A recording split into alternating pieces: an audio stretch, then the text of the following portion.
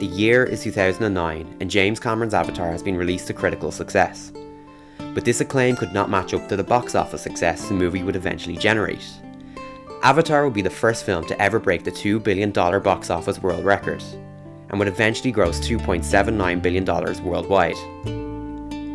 Following such a huge commercial success, Disney saw dollar signs, and in 2011, Disney CEO Bob Iger approached James Cameron, the director of the film, to discuss a potential deal. This was originally planned to be a brand new attraction for Disney's Hollywood studios, although Tom Staggs, then Disney COO, later suggested that the attraction would be best suited for Animal Kingdom, given the overarching themes of nature and conservation. This would also help push the park as a more full-day experience and help boost the roster of attractions found within the park. Disney later confirmed the expansion in October 2013 at the Japan D23 Expo, with the land set to cost $500 million to build. The signature attraction, though, would be Avatar Flight of Passage, an immersive flight simulator allowing guests to experience a flight on their own Ikran or Banshee as seen in the film. The land had its own dedication ceremony on May 24, 2017, which was attended by Bob Iger, James Cameron, Fox chairman Stacey Snider, as well as movie cast members Sam Worthington, Zoe Saldana, and Sigourney Weaver. The new area would officially open to the public on May 27, 2017. Given how much time had elapsed between the release of the original movie 8 years prior, as well as several setbacks to its sequel, it's hard to imagine in what sense Avatar still existed within the pop culture psyche. And yet, despite many criticisms and expected failings from the park's competition, Pandora: The World of Avatar was a huge success. Flight of Passage would quickly become the most popular attraction found on all of Walt Disney World property, and would establish itself early on as a true Disney classic, as well as the best simulator attraction ever built. The land.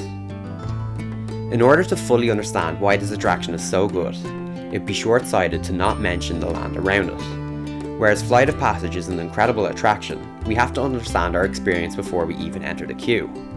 What helps establish this ride as something special is the interaction and story found within Pandora to begin with. This helps set up visitors and establish them as part of the story of Avatar. The land takes place in its own timeline, said to be a generation after the original war depicted in the first film. The indigenous locals, or Na'vi, have found peace with the Resources Development Administration, or RDA, who were originally set to exploit Pandora.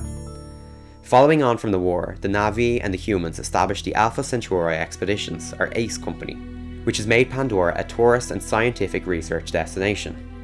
This in turn helped establish the Pandora Conservation Initiative, which is a goal to study and preserve many of the native Pandoran species and culture. This is the backstory to everything that you subsequently experience within the land, and whether you notice it or not, this embellished storyline features in everything that you can see and do in Pandora. The dense theming and breathtaking design of the lands aids in the transition from Disney's Animal Kingdom to Pandora. It's a rare example of a land that really does transform you to somewhere else. Once you're within the land, it's hard to imagine that Kilimanjaro Safaris, for example, is just a short walk away, as you wouldn't expect to see any earthly animals anymore once you're on this land.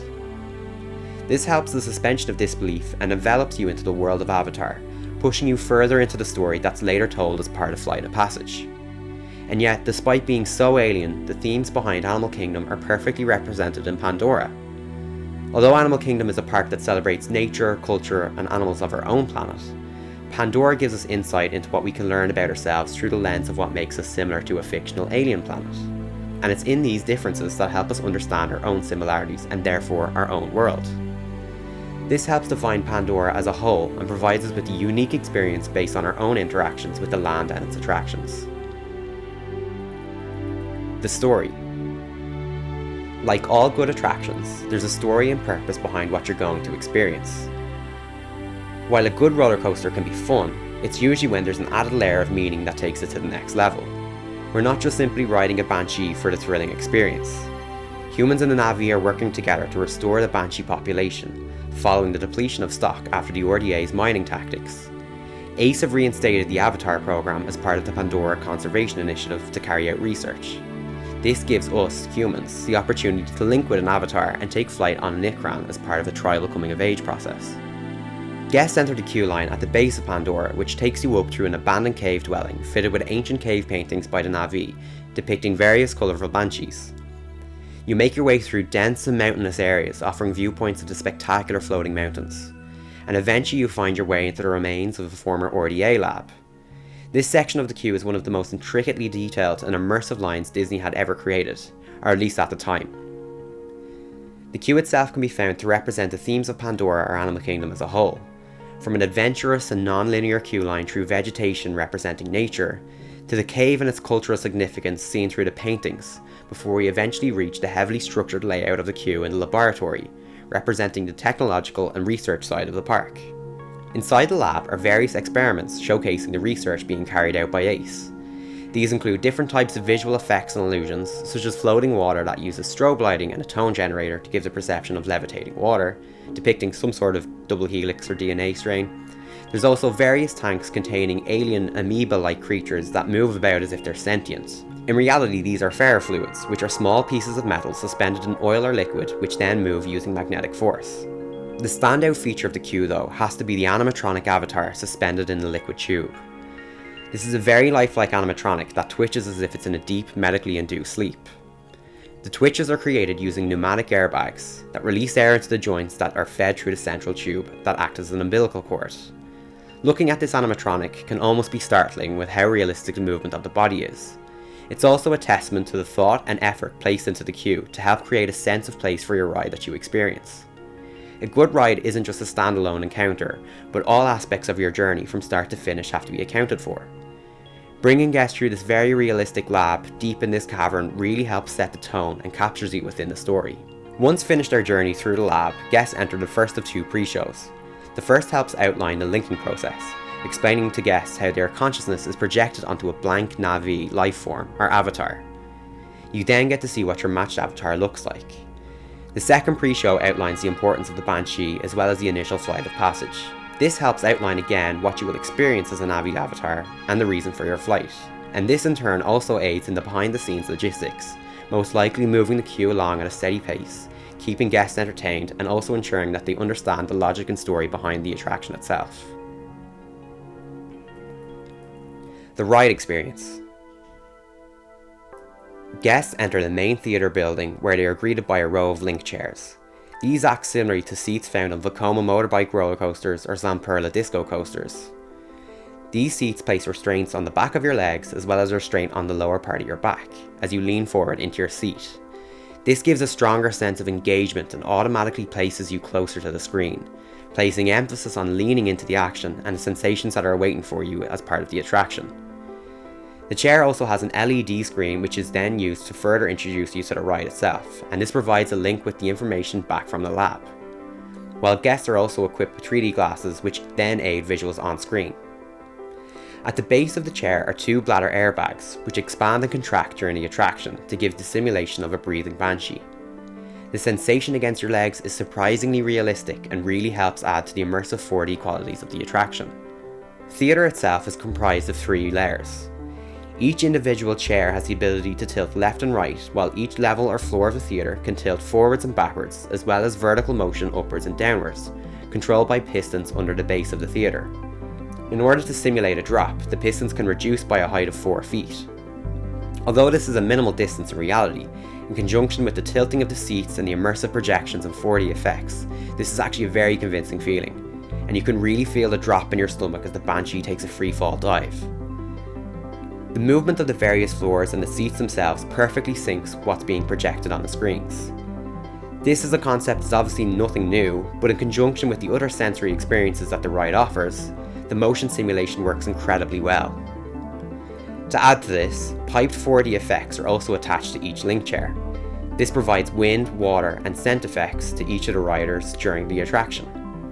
The wind effects feel real and help with the flying sensations, while the scents used are so distinctive. If you've been on the attraction a couple of times, you can potentially recall it perfectly without having smelled it for years.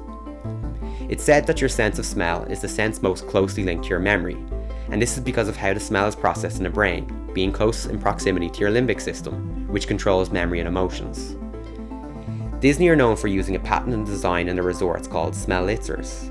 These essentially pump out specific scents in order to entice guests or trigger specific emotions or memories. These are used in attractions which many Disney fans fondly discuss or remember, such as the burning of Rome scene in Spaceship Earth, or even the unique smells of Disney hotel lobbies that remind guests that they're back home. Flight of Passage has its very own unique smell that's very pleasant and fragrant. People fondly recall it so much that it's one of the most popular scented candles from third-party manufacturers that try and recreate this specific scent. The sensory experience allows you to smell what Pandora should smell like, and this is then burned into your memory and you'll remember this specific smell for years to come. On a basic biological level, the smell and the emotional ties it creates work together to play not just to our senses, but also to our emotions and memories. As these are all processed in the same part of the brain, we intrinsically associate them together, making for a holistic experience that plays on our happy memories of being in the park. The adrenaline of the flight, along with these specific sensory experiences, make for a barrage of sensations for your brain to try and process. Similarly to how we discussed the amazing adventures of Spider-Man in our previous video, Flight of Passage bombards riders so that they're overcome with different senses and experiences. You do genuinely feel that you're experiencing a flight on the back of a Banshee, and it's difficult to pull yourself out of this mindset when you're so engrossed by what the ride provides you through its motions, smells, sensations, and of course, the visuals. The footage itself was created between Walt Disney Imagineering, Lightstorm Entertainment, which was co-founded by James Cameron, and Weta Digital. All of the footage used for the attraction is original for this particular production. Despite the ride taking us through several different environments within Pandora, the film itself is actually comprised of one 4.5 minute single shot that spans a distance of 11.2 kilometers. To add to this, everything was created using 10K definition and all in 60 frames per second. Based on the sheer quality of the footage used, the rooms that house these powerful projectors have to remain at freezing temperatures to ensure that they don't overheat. Whereas most visual effects used in films tried to recreate the world as seen through a camera, Flight of Passage had to recreate the world as seen through the human eye. We're not meant to be witnessing these scenes as a passive viewer. We're in the ride itself, taking the flight as an avatar. Essentially, everything that had to be created needed to support the audience focus. A guest can look at any point of the screen during the 4.5 minute film and not break the focus or the story being portrayed, just as a human eye would in real life. The 3D glasses had to be specifically designed to allow for as much of an unobtrusive view of the screen as possible. The key here was to try and make riders forget that they're wearing them. To counteract this, the glasses were designed to have a 160-degree field of view, as opposed to the standard 90 degrees used in traditional 3D glasses. The frame is also translucent in order to try and make them disappear from the rider's view. This gives a wider viewpoint than most 3D films, where our gaze is specifically boxed in to where we are being told to look. This gives an extra immersive quality, with Walt Disney Imagineers wanting to increase the viewing field to allow riders to look wherever they wanted, within reason. And this gives more freedom and helps riders stay within the story. On top of this, the visual representations don't just embellish the careening and dramatic falls of the Banshee, and they don't just use gimmicky 3D effects that something's going to crash into you all the time. The content of the film has a varied layer of dynamics and emotions. In the words of the Imagineer Joe Rohde, it's easy to make the attack of the Enopteryx just a scary encounter, but the ride balances this to show the majesty of nature so that riders are both fascinated and in awe, and not just frightened. Additionally, when your Banshee comes to rest in a dark bioluminescent-filled cave, we hear the recognisable dulcet tones of the James Horner score as delicate pink lights begin to light up our surroundings, and we feel the laboured breathing of the Banshee on the inside of our legs. For such a technologically advanced experience, it all feels very natural. Final thoughts. It's in this delicate balance of the portrayed content of the ride that helps Flight of Passage soar, so to speak. It's as beautiful as it is thrilling. The ride is a celebration of nature that doesn't rely on dialogue to keep you engaged. The visuals themselves are legitimately breathtaking, and tying this with the immersive sensory experiences from the motion simulation, majestic soundtrack, sweet scents, and ocean spray keep you constantly grounded within your flight experience. Avatar Flight of Passage is possibly the best and most immersive flight simulator ever created for a theme park. It really isn't just a ride. It's truly an amazing experience that every simulator attraction wishes to capture. The ride is consistently one of the busiest and most popular at the whole of Walt Disney World, even still now 3 years after it originally opened. Guests still flock to Animal Kingdom hours before the park opens if they didn't get their FastPass reservation, just to ensure that they get to ride. The ride as a whole perfectly emulates what Disney's Animal Kingdom wants to represent. from rich theming and storytelling to the celebration of the natural world and its animals, as well as representations of culture. Flight of Passage is the perfect attraction for a very special theme park, and every feature utilised from the surrounding land to the queue line, pre-show and within the ride itself fits perfectly, making Flight of Passage a good ride. Make sure to check out our other videos in this series. Our first episode was on Crush's Coaster, the terrific dark ride and spinning coaster over in Disneyland Paris, as well as the amazing adventures of Spider-Man found in Islands of Adventure. And now you're ready. Thanks for checking out this installment of What Makes This Ride So Good. If you enjoyed the video, make sure to give it a thumbs up, and if there's any attraction in particular that you'd like to see get covered in this series, let us know and leave a comment down below. If you like theme park videos as well as tips and tricks, we've got a bunch already up there, so hit the subscribe button and we'll put up more videos every Monday and Thursday for you to enjoy.